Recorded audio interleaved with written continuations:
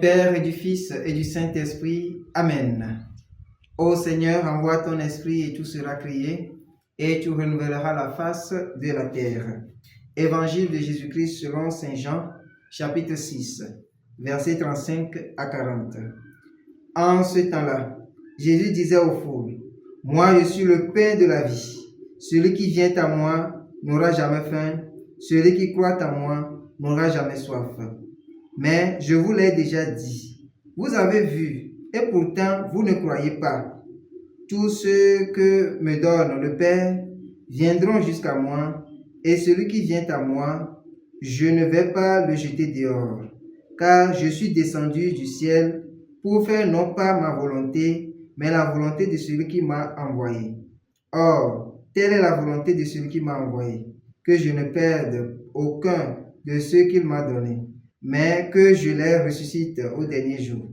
Telle est la volonté de mon Père, que celui qui voit le Fils et croit en lui ait la vie éternelle, et moi je le ressusciterai au dernier jour. Acclamons la parole de Dieu. Louange à toi, Seigneur Jésus. Bien-aimés dans le Seigneur, aujourd'hui, mercredi 22 avril, mercredi de la 3e semaine de Pâques.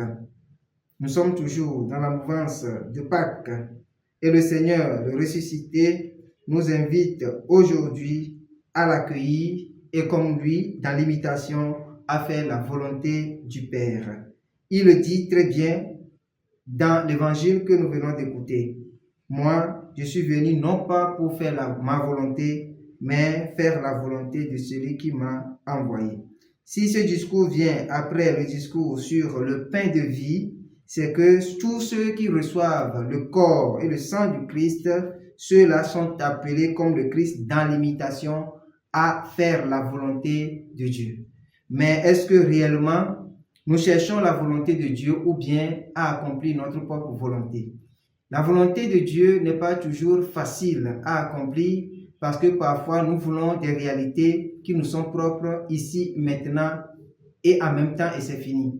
Nous aimons parfois la facilité et très souvent, comme le dit très bien, dans le monde actuel, tout le monde veut avoir des choses en même temps et personne ne veut souffrir. Tout le monde veut être aisé. Mais chrétien doit comprendre que faire la volonté de Dieu a une dimension sacrificielle. Et le Christ lui-même, dans cet évangile, se donne un exemple. Demandons la force de la grâce qui sait comment lutter avec sacrifice pour rester fidèle à Dieu et accomplir sa volonté jour et nuit. Que le Seigneur nous accorde cette grâce maintenant et pour les siècles des siècles. Amen.